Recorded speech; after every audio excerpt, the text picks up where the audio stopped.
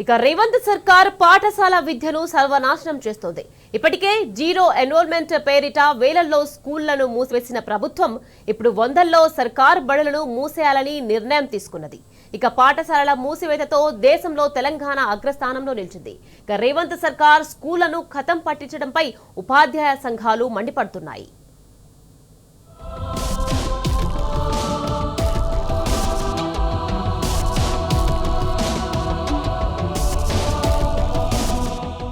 కాంగ్రెస్ సర్కార్ తాజాగా మరో వివాదాస్పద నిర్ణయం తీసుకుంది. ఇప్పటికే రాష్ట్రంలోని 1441 బడులను జీరో ఎన్రోల్మెంట్ కారణంగా మూసివేసిన సర్కార్ మరో 640 పాఠశాలలను సైతం త్వరలోనే క్లోజ్ చేయాలని నిర్ణయించింది. మొత్తంగా ఈ విద్యా సంవత్సరంలోనే 2000కు పైగా పాఠశాలలను సర్కారు మూసివేయడమే కాకుండా ఆయా పాఠశాలల్లోని ఫర్నిచర్ సామాగ్రిని సమీపంలోని అంగన్వాడీ కేంద్రాలు ఉపయోగించుకునేందుకు సైతం విద్యాశాఖ అనుమతినివ్వడం గమనార్హం.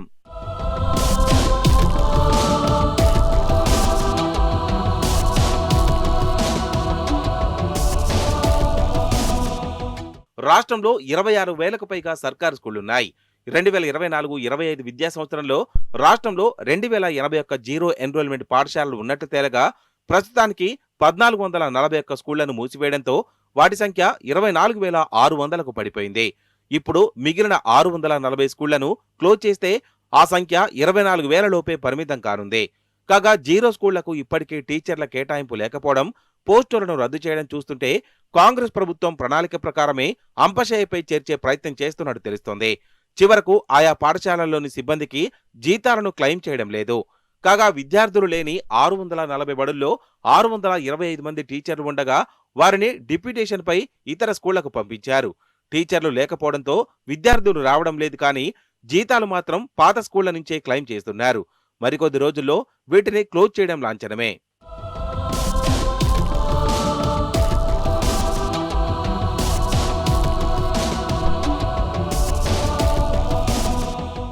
రాష్ట్రంలో అప్పర్ ప్రైమరీ స్కూళ్లను కూడా మూసివేసే పరిస్థితులు కనిపిస్తున్నాయి. ఏకంగా 3,144 స్కూళ్లు కనుమరుగు కాబోతున్నాయి.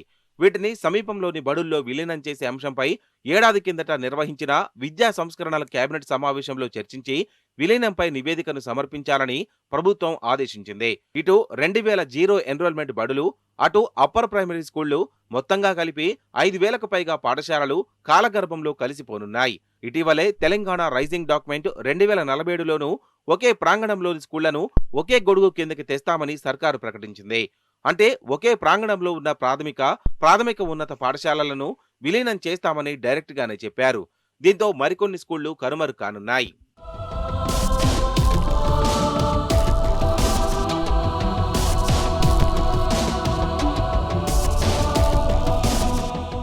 గతంలో కేవలం రేషనలైజేషన్ ద్వారా మాత్రమే టీచర్లను సర్దుబాటు చేశారు.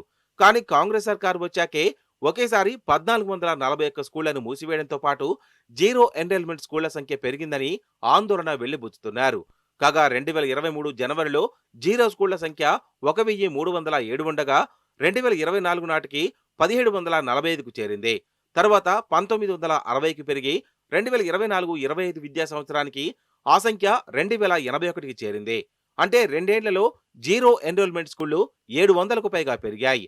అటు విద్యకు బడ్జెట్ పెంచకుండా, టీచర్ పోస్టులు భర్తీ చేయకుండా కాంగ్రెస్ సర్కార్ క్రమంగా స్కూళ్లను నిర్వీర్యం చేస్తోంది.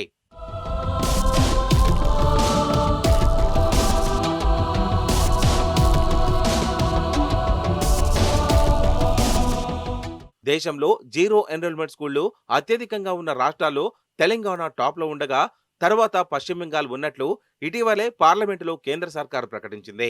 పార్లమెంటు సాక్షిగా జీరో ఎన్రోల్మెంట్లో అపఖ్యాతి పాలైన రాష్ట్రం దాని నుంచి బయటపడేందుకు స్కూళ్లను మూసివేయాలని నిర్ణయం తీసుకుంది. ఈ మేరకు విద్యాశాఖ మూసివేసిన బడులను unified district information system for education నివేదికలో చూపించొద్దని కూడా నిర్ణయించింది.